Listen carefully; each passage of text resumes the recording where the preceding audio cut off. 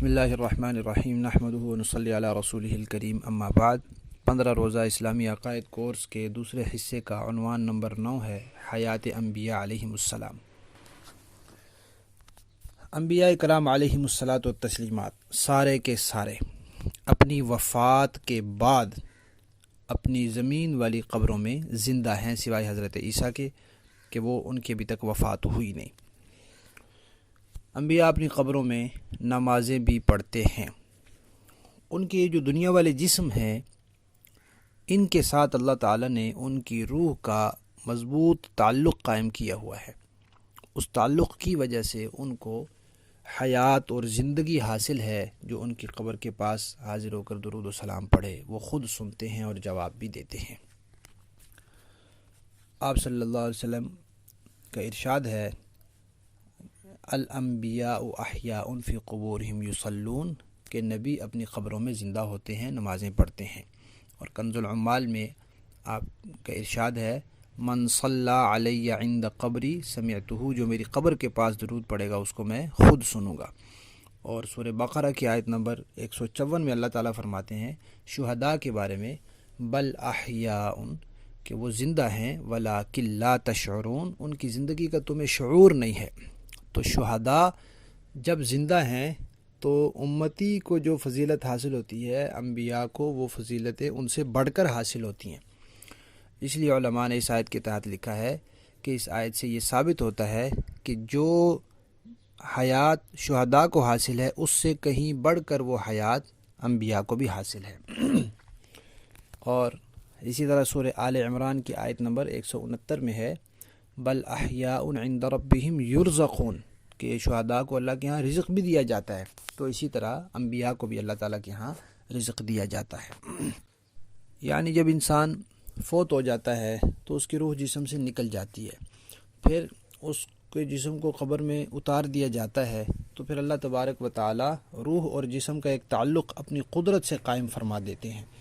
اور پھر جو نیک لوگ ہوتے ہیں ان کے لیے قبر میں کیونکہ راحت ہوتی ہے، ان کی قبر جنت کا باغ ہوتی ہے، تو روح اور جسم دونوں پھر اس راحت میں شریک ہوتے ہیں۔ تو عام مردوں کا جو روح اور جسم کا تعلق ہوتا ہے وہ کمزور ہوتا ہے، شہداء کا اس سے زیادہ مضبوط ہوتا ہے، انبیاء کا اس سے بھی زیادہ مضبوط ہوتا ہے۔ 10واں عنوان ہے زیارت روزہ اطہر۔ نبی کریم صلی اللہ علیہ وسلم کے روزہ مبارک کی زیارت کرنا بڑا ثواب ہے، اور اس زیارت کے لیے انسان سفر کر کے جائے تو یہ صرف یہ نہیں کہ ثواب ہے بلکہ اس کو علماء نے لکھا ہے کہ واجب کے قریب ہے۔ آپ صلی اللہ علیہ وسلم کے ساتھ محبت، تعلق، اور آپ کا حق ہے کہ انسان آپ کی خدمت میں حاضری دے۔ تو حج کے سارے افعال تو مکہ مکرمہ میں ہوتے ہیں، لیکن وہاں سے مدینہ شریف کا سفر کر کے جانا اور روزہ اطہر کی زیارت کرنا یہ تقریباً واجب ہے۔ معجم کبیر میں روایت ہے آپ صلی اللہ علیہ وسلم نے فرمایا کہ جو میرے پاس آیا اور اس کے آنے کا مقصد جو تھا وہ صرف میری زیارت کرنا تھا یا میرے بعد روزے کی زیارت مراد ہے، تو پھر میں قیامت کے دن اس کی سفارش کروں گا۔ اور ایک روایت میں آپ نے فرمایا کہ جس نے حج کیا اور میرے ہاں نہیں آیا اس نے جفا کی، یعنی اس نے وفا نہیں کی۔ آپ صلی اللہ علیہ وسلم کو اللہ تعالیٰ نے مخلوقات میں سب سے زیادہ مرتبہ دیا ہے۔ اب عرش بھی اللہ کی مخلوق ہے، بیت اللہ بھی اللہ کی مخلوق ہے، اور آپ صلی اللہ علیہ وسلم کی ذات بھی اللہ تعالیٰ کی مخلوق ہے۔ بیت اللہ پر اللہ تعالیٰ کی تجلی ہے، اس لیے بیت اللہ کو فضیلت ہے۔ عرش پر بھی اللہ تعالیٰ کی تجلیات ہیں، اس وجہ سے اس کو بھی فضیلت حاصل ہے۔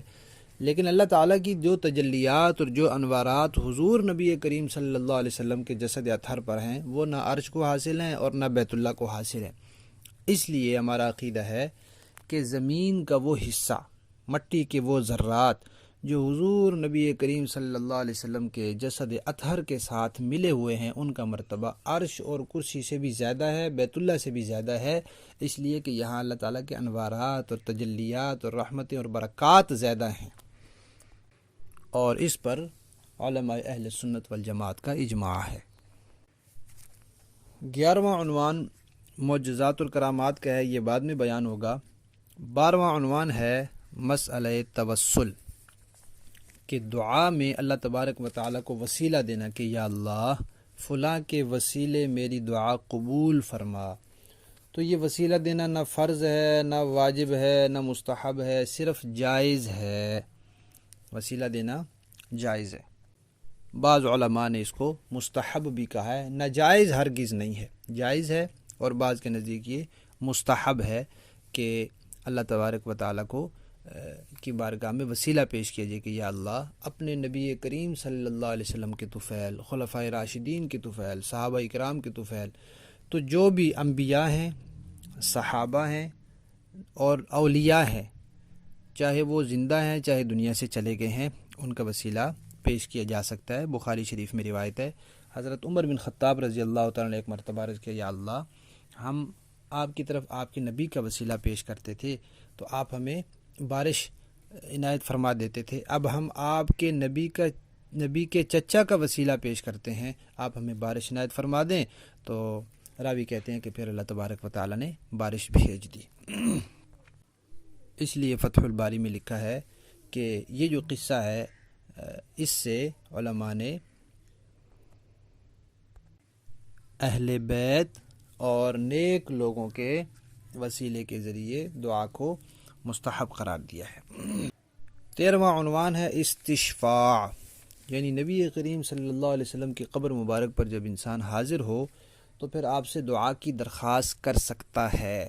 جب آپ زندہ ہیں اپنی قبر میں اور جو قریب آئے اس کی درود و سلام اور اس کی بات کو خود سن رہے ہیں، تو جیسے آپ کی زندگی میں سورہ نساء کی آیت نمبر 64 میں اللہ تبارک و تعالیٰ فرماتے ہیں وَلَوْ أَنَّهُمْ إِذْ ظَلَمُوا أَنفُسَهُمْ جَاءُوكَ فَاسْتَغْفَرُوا اللَّهَ وَاسْتَغْفَرَ لَهُمُ الرَّسُولُ، کہ اگر کسی سے کوئی کمی کوتاہی غلطی ہو گئی ہے، کوئی گناہ ہو گیا ہے، پھر وہ آپ کے پاس آئے، آپ اس سے اللہ کے لیے استغفار کریں، آپ ان کے لیے اللہ تعالیٰ سے مغفرت طلب کریں اور وہ خود بھی استغفار کریں تو اللہ تعالیٰ بڑی توبہ قبول کرنے والے ہیں۔ تو یہی حکم علماء نے لکھا ہے کہ آج بھی ہے، انسان حضور کی قبر پر جائے اور جا کر حضور سے دعا کی درخواست کرے کہ یا رسول اللہ آپ میرے لیے اللہ تعالیٰ سے دعا فرمائیں، اور یہ بھی کہہ سکتا ہے کہ یا رسول اللہ آپ اللہ تعالیٰ سے میرے لیے مغفرت کی سفارش فرمائیں کہ اللہ تعالیٰ مجھے معاف فرما دیں۔ 14واں عنوان ہے سماع صلاۃ و سلام۔ جب انبیاء کرام علیہم الصلاۃ و تسلیمات اپنی قبروں میں زندہ ہیں تو قبر کے پاس جو درود پڑھا جاتا ہے وہ آپ خود سنتے ہیں، جیسے کہ ابھی حدیث گزری ہے من صلی علی عند قبری سمعتہ، اور اسی کا دوسرا حصہ ہے ومن صلی علی نائیا ابلغتہ، کہ جو دور سے پڑھا جائے وہ فرشتے پہنچا دیتے ہیں۔ اللہ تعالیٰ نے کچھ فرشتوں کی ڈیوٹیاں لگا رکھی ہیں، وہ زمین میں چلتے پھرتے رہتے ہیں، اور جہاں کوئی درود شریف پڑھے وہ لے جا کر نبی کریم صلی اللہ علیہ وسلم کی خدمت میں پیش کر دیتے ہیں۔ ابو داؤد شریف میں روایت ہے، آپ صلی اللہ علیہ وسلم نے فرمایا کہ جو کوئی مجھ پر درود پڑھے گا اللہ تعالیٰ میری روح کو متوجہ فرمائیں گے تو میں اس کے سلام کا جواب دوں گا۔ درود شریف پڑھنا بہت بڑی اور افضل عبادت ہے، لیکن اسی طریقے سے پڑھا جا سکتا ہے جو شریعت نے بتایا ہے۔ اپنی طرف سے کوئی طریقہ طے کر کے، یا شریعت نے انفرادی طور پر پڑھنے کا کہا ہے تو اجتماعی طور پر پڑھ کر، یا اپنی طرف سے اس کی کوئی خاص جگہ اور وقت مقرر کر کے اس کو پڑھنا، یہ شریعت میں پسندیدہ نہیں ہے، بلکہ یہ اپنی طرف سے شریعت میں اضافہ ہے جس کو بدعت کہتے ہیں۔ اور جمہور علماء کرام کی رائے یہ ہے کہ سب سے زیادہ فضیلت والا درود ابراہیمی ہے جو نماز میں پڑھا جاتا ہے۔